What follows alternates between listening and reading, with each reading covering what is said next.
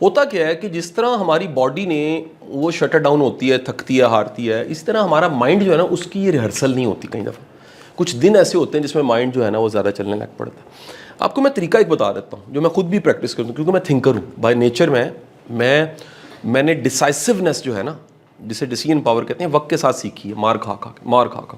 میری basic nature ایک thinker کی نیچر ہے. تھنکر ڈوور نہیں ہوتا اکثر, لیکن الٹا ہے. جو مجھے دیکھتے ہیں وہ کہتے ہیں تھنکر ہو ہی نہیں سکتا, ڈوور ہے. جو ریئلی جانتے ہیں, اور اللہ نے دونوں چیزیں پالش کر دی میری. میرا مائنڈ آف نہیں ہوتا تھا, میں اگر پیچھے جا کے یاد کروں. اب نہیں مسئلہ, کیونکہ سیکھ لیا. سیکھنے کا طریقہ کیا ہے کہ جو چیز جہاں کلوز ہوگی وہیں پر چھوڑ دو. مائنڈ میں کہو میں نے چھوڑ دی اس کو. میں آپ کو مشورہ دوں گا, یہ لیکچر یہاں کلوز ہوا, یہاں چھوڑ کے جانا. اگلا مومنٹ کیونکہ لائف کا ویٹ کر رہا ہے. یہ جو ہم نیکسٹ مومنٹ میں چھوٹی سی مثال دیتا ہوں. میں گھر شام کو جاتا ہوں, میری بیگم مجھے کہتی ہے اچھا بتائیں نا آج کیا کیا ہوا.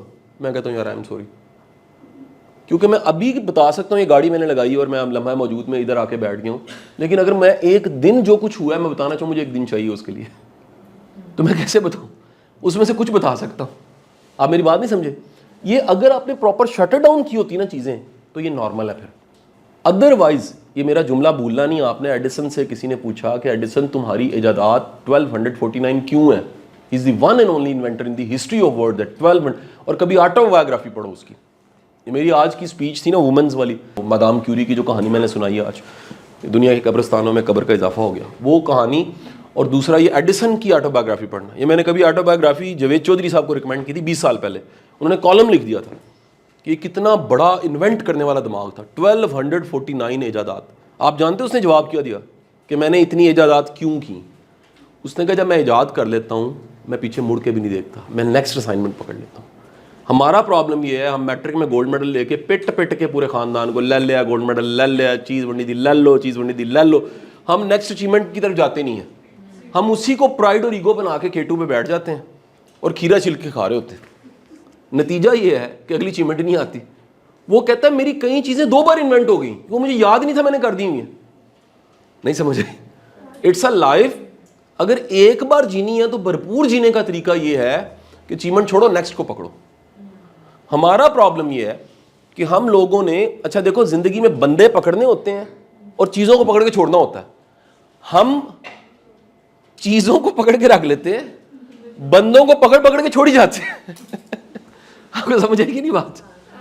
سوسائٹی کے زوال کی وجہ یہ ہوتی ہے, جس سوسائٹی میں انسان مقدم ہے وہاں ہر وہ چیز جو ماسوا انسان ہے اس کی ویلیو کم ہوتی ہے.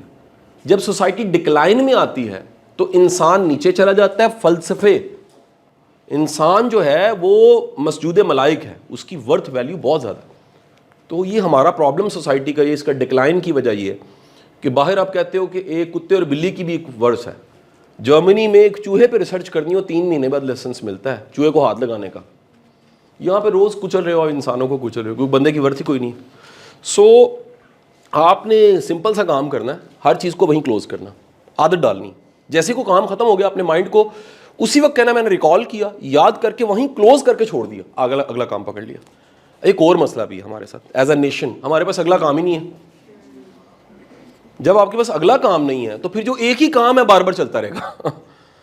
تو زندگی کو بزی رکھو, ٹائم ضائع نہ کرو, ٹاسک کے ساتھ ٹاسک جوڑو, کام کے ساتھ کام جوڑو. اس سے کیا ہوگا کہ کیونکہ فل یوٹیلائز ہوگی.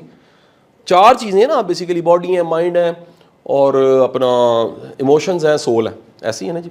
اب کی چاروں چیزیں ایکٹیو ہونی چاہیے. مائنڈ کا میں نے آج کلیہ بتا دیا, اس کے لیے سیکھنا پڑتا, سوچنا اور سیکھنا پڑتا. جو روز نیا سیکھتا ہے, نیا سوچتا ہے, اس کا مائنڈ زندہ ہے, اس کے مسلز جو ہیں وہ بن رہے ہیں مائنڈ کے. جو ایک عرصے سے نہیں جس نے سوچا جس کے مائنڈ نے, اس کا مائنڈ چھپڑ بن چکا ہے, بدبودار. یہی وجہ لوگوں کے پاس کہنے کو بات نہیں ہوتی. یہی وجہ لوگوں کے پاس بیٹھ کے ہم بور ہونے لگ پڑتے ہیں. کیوں؟ ان کے پاس بتانے کو کچھ ہے ہی نہیں. کیوں نہیں ہے؟ کوئی تجربہ ہی نہیں ہے, کوئی مشاہدہ نہیں ہے, کوئی ایکسپیرینس ہی نہیں ہے. مطلب اگر آپ کو کہے یار اپنے بارے میں بتاؤ, تو یا تو ہم غیر ضروری بتا رہے ہوتے ہیں, یا ہمیں پتہ نہیں ہوتا انہیں بتانا کیا. جو اصل میں بتانے والا ہے وہ ہمیں پتہ کوئی نہیں. Common problem. یہ صرف CSS کے انٹرویو میں نہیں فالٹ پکڑا جاتا ہمارا اپنے بارے میں, یہ عام زندگی میں دیکھ لیجیے. میں قادری صاحب کو ملا, انہوں نے کہا جی مجھے اپنے بارے میں بتائیے. میں نے 5 میں بتایا سر میں یہ ہوں. ان کا ہاں اب میں بات کروں گا, کیونکہ مجھے پتہ لگا میں کس سے بات کرنے لگا. اس سے پہلے غائبانہ تعارف ہے آپ کا, میرے بیٹے نے آپ کا مجھے بتایا تھا. میں جاننا چاہوں آپ کی زبانی ذرا بتائیے آپ کون ہیں.